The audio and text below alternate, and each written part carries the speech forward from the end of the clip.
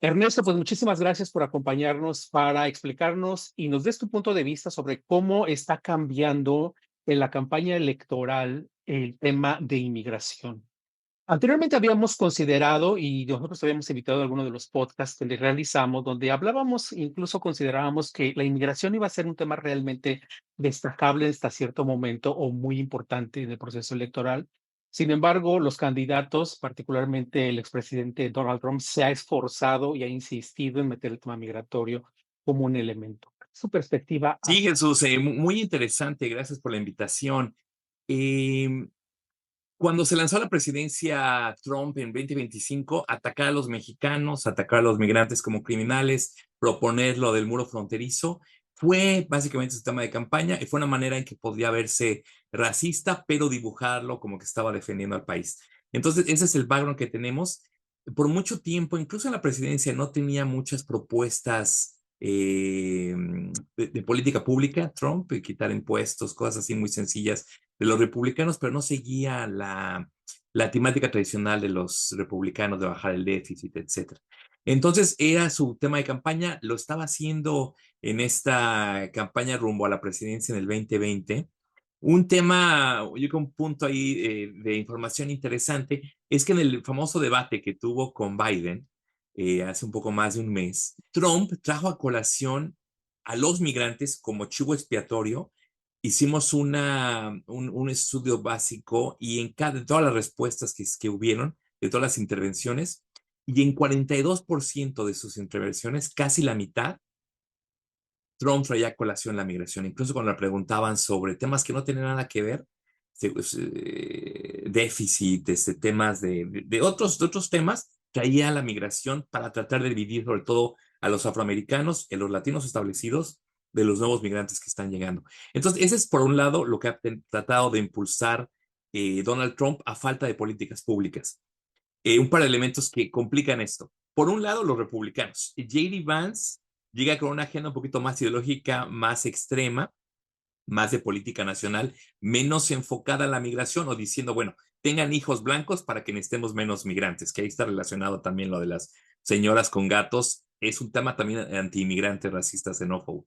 Eh, pero de ahí en fuera, el proyecto 2025 y la plataforma republicana tiene muchos puntos de política pública muy escandalosos, ¿no?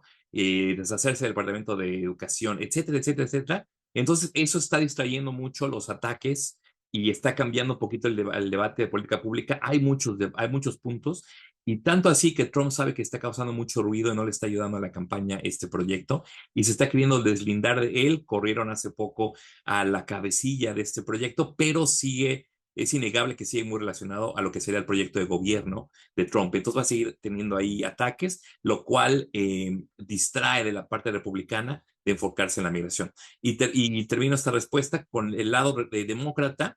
Biden había sido muy malo defendiendo las políticas de una manera u otra de migración que tenía la administración.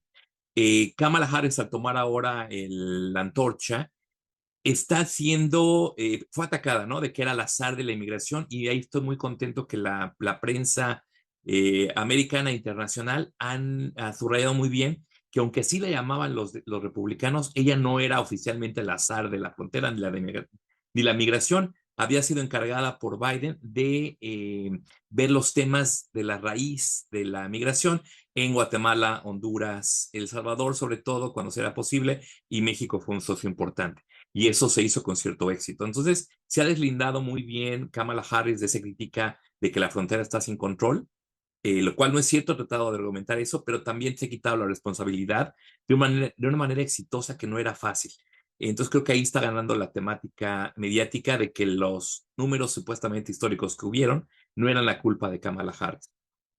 Y también está haciendo, el último anuncio que tuvo esta semana era que le echa la culpa a Trump de que no, de que ella quiere más partida fronteriza y Trump bloqueó ese acuerdo bipartidista en el Senado, de que ella quería, que ella ha deportado a pandilleros transnacionales y Trump no lo hizo lo suficiente, ¿no? De que ella está en contra de los criminales y Trump es un criminal. Está tratando de voltear un poquito el discurso sin ser xenófoba, sin ser racista, pero tratar de decir que Trump habla mucho del tema, pero no hizo tanto, y de que al bloquear este acuerdo bipartidista, fue el que se prometió en soluciones a corto plazo para mejorar la situación en la frontera. Entonces, son un poquito los cambios que he visto en las últimas semanas.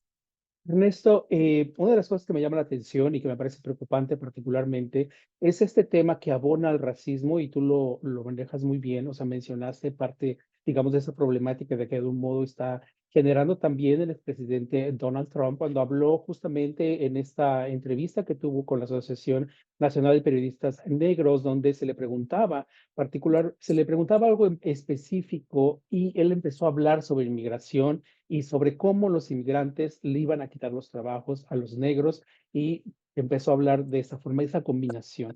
¿Por qué es peligroso, digamos, en el trabajo que tú has realizado? ¿Por qué puede ser peligroso que se junte el tema racial y sobre discriminación con el asunto de la inmigración? Trajo a colación un par de veces a la inmigración y ha repetido un par de ideas peligrosas, como dices tú, falsas, pero también peligrosas. La primera es que es una invasión. Volvió a usar ese tema que nos trae a colación lo que pasó tal vez con Hamas en Israel o un ataque de una guerra internacional, que es que la gente venga armada a tomarse por la fuerza un territorio, que no es para nada lo que hacen los migrantes en Estados Unidos. Entonces, ese tema de la migración siempre hay que subrayar lo que crea más temor que reflejar una realidad o un problema que tenga el país. Y la otra es que en este discurso le apuntaba a la audiencia que decía, sé que muchos de ustedes son de origen afro, los migrantes les están quitando sus trabajos, ¿no? Y dijo, trabajos negros. Y le preguntó a la periodista, ¿no? ¿Qué es eso? Cualquier trabajo, no me refiero a cualquier trabajo que tengan, que no se puede ayudar muy bien a limpiar un poquito ese tema racista, ¿no? De que los afroamericanos tienen trabajos muy básicos y entonces los migrantes llegan y les quitan esos trabajos básicos y se quedan desempleados.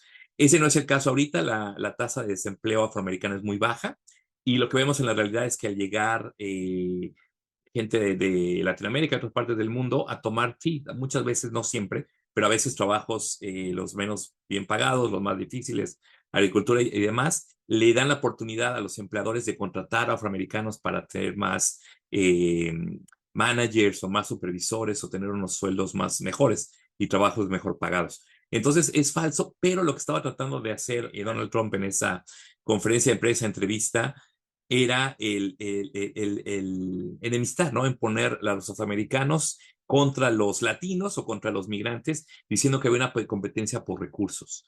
Lo bueno es que un par de gente en la audiencia empezó a gritar, no es cierto, no es cierto, y hubo un cierto seguimiento de la periodista para frenar un poquito esta idea, que creo que no está siendo tan exitosa con los afroamericanos como uno pensaría.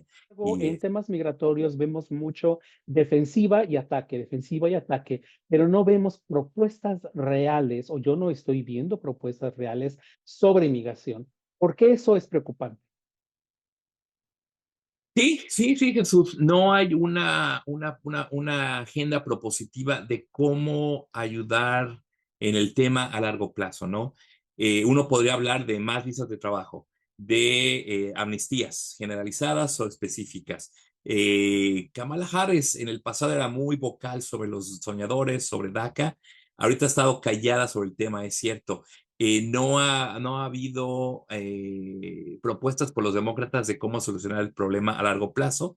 Y aunque ha estado en comunicación con los supuestos líderes latinos en Estados Unidos, la campaña de Harris, que invitó a varios a su casa aquí en Washington, para tratar de tener su apoyo y todo, todavía le ha faltado a la campaña demócrata y obviamente a la campaña republicana el hacer un acercamiento al voto inmigrante o las familias de los inmigrantes para solucionar su situación o mejorar su situación. Hay muy poco más allá de la orden ejecutiva de los esposos de los ciudadanos. Tienes razón, eso ha sido un tema que se ha olvidado y ahí es importante que la comunidad migrante y sus aliados hagan ruido y hagan peticiones de manera Yo proactiva. hice una entrevista con el líder del Senado, Chuck Schumer, y una de las cosas que yo le preguntaba, o sea, ella apoyaría, si desde la perspectiva y el trabajo que él ha realizado con ella realmente apoyaría una reforma integral migratoria, y es algo que tendría que trabajar. Él señala que sí, definitivamente. ¿Tú crees que ella tendría en algún momento esa posibilidad, desde tu perspectiva y el trabajo y el historial? Porque mencionabas que, bueno, finalmente ella ha apoyado a los Dreamers y a otros inmigrantes y ha sido muy vocal al respecto, que sería positivo para su campaña que ella hablara y se enfocara nuevamente en parte en eso, en ese discurso sobre inmigrantes. Coincido con el líder Schumer, qué bueno que te contestó eso.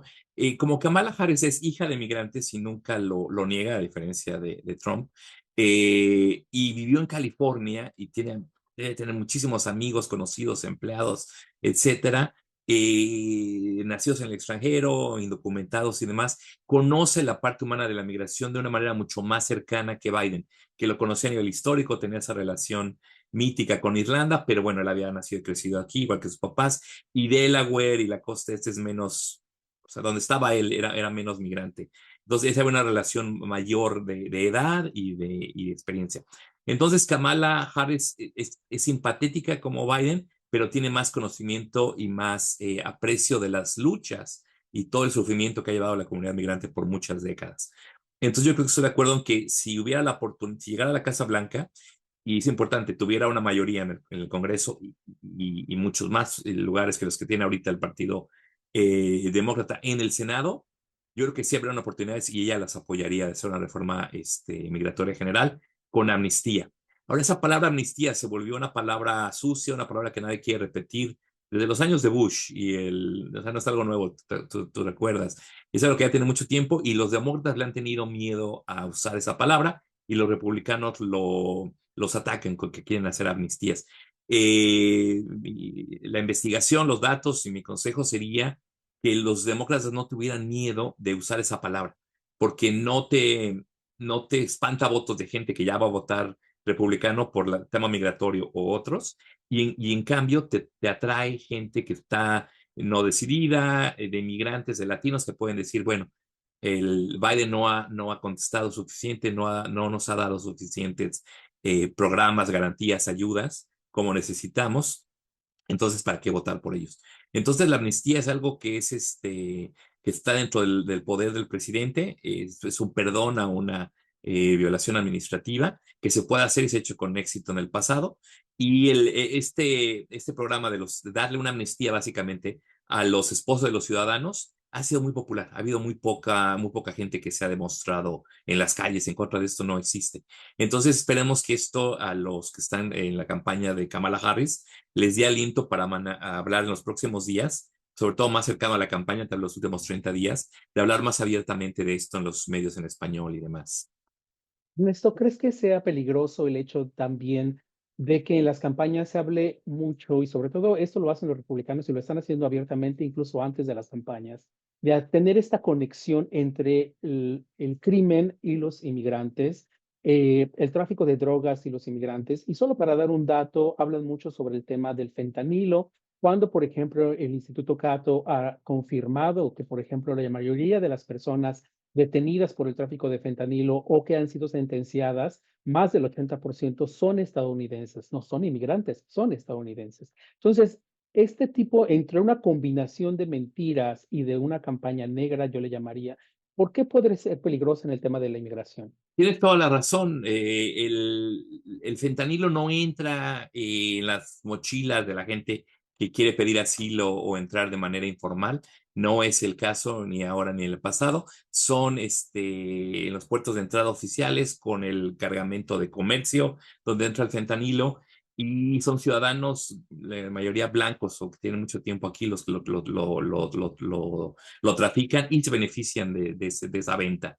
Eso es 100% correcto. Sin embargo, sí, algunos medios, los republicanos, quieren hacer esa conflagración y culpar de las muertes de sobredosis a los migrantes indocumentados o recién llegados a pedir asilo. Y es un truco sucio que en la mente de muchos electores, sobre todo en gente lejos de la frontera o de las ciudades en Montana, puede tener mucho sentido en sus mentes. eh, Conectar la guerra con las drogas, que es muy real en México, y el avance del narco, como lo sabes, con la migración, porque los dos vienen de México, bueno, vienen de la mano, vienen juntos. Entonces, muy importante para los medios, los académicos y demás, hablar que son fenómenos bastante independientes. Y es peligroso unirlos porque los migrantes no cometen más crímenes violentos, homicidios que los migrantes ya establecidos o los ciudadanos nacidos aquí tienen el doble de tasa de criminalidad. Entonces, si una ciudad quiere bajar sus niveles de crimen, que ahorita están muy bajos, de hecho, en la realidad, pero si una ciudad quiere bajarlos aún más, una fórmula probada es traer más inmigración. Cuando hay más inmigración, hay una correlación matemática en que los índices de crimen bajan.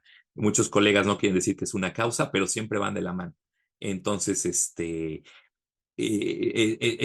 peligroso. Sin embargo, muchos años los republicanos y otros han al llamar a una persona ilegal, pues ahí se va la connotación moral de que rompió la ley y de que entonces es un criminal por haber cruzado la frontera sin permiso. Entonces también hay que diferenciar que una cosa es eso, pasar sin papeles por la frontera, y otra cosa es cometer crímenes hacia de propiedad o de agresión o violencia contra otra persona. Es algo muy distinto. Y sobre todo ahorita, la gente que está entrando de otros países viene pidiendo asilo. Entonces tampoco ni siquiera han roto esa ley de inmigración, se están entregando y tienen un proceso legal y están aquí en situación legal. Entonces, hay que descoplar esos temas que sí están muy relacionados en la mente y lo usan los republicanos de manera electoral. Ernesto, pues muchísimas gracias. Nada más como último comentario, vamos a ver desde tu perspectiva que este tema de la inmigración pueda crecer más cercano hacia el voto el 5 de noviembre. Sí, porque no hay mucha crítica sustancial que pueda hacer Trump contra la administración Biden-Harris. Sus políticas públicas de infraestructura, de las medicinas, bajar el precio de la medicina, de la insulina, es muy popular con todos, entonces no las puedes atacar con éxito. Entonces el boogeyman y el temor de la migración va a seguir siendo usado a la mano del sexismo y el racismo por la persona que es Kamala Harris. Pero ahí es donde va a quedar si el electorado se toma el anzuelo o ya está vacunado contra estas mentiras.